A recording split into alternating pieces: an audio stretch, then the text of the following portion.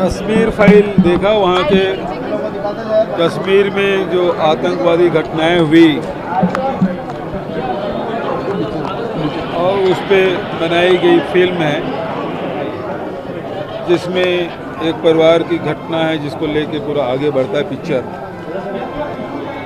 लेकिन आखिरी में जो नायक है वो कहता है कि इसमें न केवल हिंदुओं की बल्कि वहाँ बौद्धिस्ट हैं, सिख हैं, मुस्लिम हैं जो भारत के साथ हैं, उनकी भी हत्याएं हुई।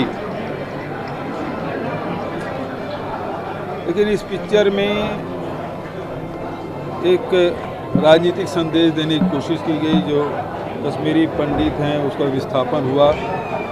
ये वो दौर है जो 1990 का, जिसमें बीपी सिंह जी प्रधानमंत्री थे और भारतीय जनता पार्टी के नेता अटल बिहारी वाजपेयी जी और लाल कृष्ण आडवाणी का उस समय वो नेतृत्व कर रहा था। भारतीय जनता पार्टी पूरे समर्थन में था। सर, जिस तरीके का माहौल उस समय जगमोहन जी वहाँ के उपराज्यपाल थे। कश्मीरी पंडितों को रोकने का प्रयास नहीं किया गया, बल्कि कश्मीरी पंडितों को जाने के लिए उन्होंने कहा। वहाँ राष्ट्रपति शासन लागू कर दिया गया, लेकिन वहाँ सेना भेजी नहीं गई। सेना तब भेजी गई जब पूर्व प्रधानमंत्री राजीव गांधी जी लोकसभा का घेराव करते हैं, तब वहाँ सेना भेजी गई। और आज भी कश्मीरी पंडित की समस्या वही है। 370 हटा दिए गए, लेकिन न उसको बसाने का काम हो रहा है, न अटल जी की सरकार 6 साल रहा तब, और अभी 8 साल से मोदी जी की सरकार है, तब भी 370 हटे कितने दिन हो गए, लेकिन किसी को बसाने की कोशिश नहीं की गई। इस पिक्चर में भी उसका समाधान कुछ दिखाया नहीं गया। जब पिक्चर बनाते हैं, किसी समस्या को उठाते हैं, उस समाधान भी बताते डायरेक्टर, लेकिन उस डायरेक्टर ने समाधान नहीं बताया, केवल एक लेक्चर दी है। और इस सरकार भी 370 हटा के केवल राजनीति की है।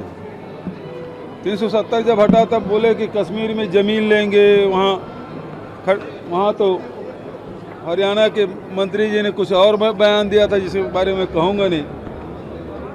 लेकिन आज तक के कोई वहाँ उसे वापस नहीं किया गया, और उनको जो सहायता देनी चाहिए कश्मीरी पंडितों को, उसमें भी कोई वृद्धि नहीं की गई।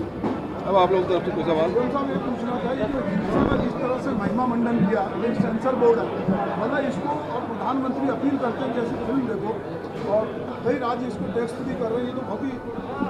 देखिए, इसमें तो निश्चित रूप से इतनी हिंसा दिखाई गई है, और तो वो किसी बच्चे के मन में इसका अच्छा प्रभाव नहीं पड़ेगा। हम लोग भी देखें तो दिमाग बोझिल हो गए कि लगातार गोली, हिंसा और विभत्स दृश्य दिखाया गया है। इस समाधान के बारे में नहीं दिखाया गया है। और मैंने तो कहा, ये भारतीय जनता पार्टी के लोग यहाँ बोले कि यहाँ टैक्स फ्री किया जाना चाहिए, और उसके जो डायरेक्टर है उन्होंने मुझसे भी अपील की इसको टैक्स फ्री करें अपने राज्य में। तो जब प्रधानमंत्री से मिले तो सिर्फ देश भर में टैक्स फ्री करने की मांग क्यों नहीं की उन्होंने? क्या हमसे ही मांग करेंगे? प्रधानमंत्री से मिले उसी समय टैक्स फ्री की मांग कर लेते, तो उन्होंने तो किया नहीं। और पिक्चर में आधा सच दिखाया गया है।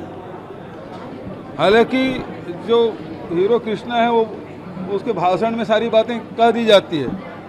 वहाँ सब लोगों की जो भी भारत के प्रति सद्भावना रखते हैं, अपने आप को भारतीय समझते हैं, उनके चाहे वो सिख हो, चाहे बौद्धिस्ट हो, चाहे मुस्लिम हो, सबकी हत्याएं हुई है। और मंदिर भी तोड़े गए और मस्जिद भी तोड़े गए। तो टेररिस्ट की जो है, आतंकवाद कोई धर्म नहीं होता। तो धर्म के आड़ में वो हिंसा करते हैं या राजनीति करते हैं। तो इस बात को हम लोगों को समझना होगा कि यदि ये राजनीति करना चाहते हैं और इसके माध्यम से 2024 की तैयारी कर रहे हैं, तो बहुत गलत दिशा में देश को ले जाने वाली बात है। उस समस्या का समाधान ढूंढा जाना चाहिए। कश्मीरी पंडितों की जो उसको वापस बसाने की दिशा में भारत सरकार ने कुछ नहीं किया। और उनके लिए जो उनको स्टाइपेंड मिलता है, पेंशन मिलता है, उसमें अभी तक कोई वृद्धि नहीं की गई। दो तरह की बातें कही जा रही हैं फिल्म को देखने के बाद। एक पक्ष कह रहा है कि ये प्रोपेगेंडा है और दूसरा बोल रहा है कि वहाँ का सच दिखाया गया है। आप फिल्म देख रहे हैं, आपको क्या लगता है? सच तो एक हिस्सा दिखाया गया है। यदि वहाँ जैसे कि उसके हीरो कृष्णा खुद ही कहते हैं कि बौद्धिस्टों को भी मारा गया है, सिखों को भी मारा गया है और मुस्लिम को भी मारा गया है, तो वो चीज़ें तो नहीं दिखाई गई।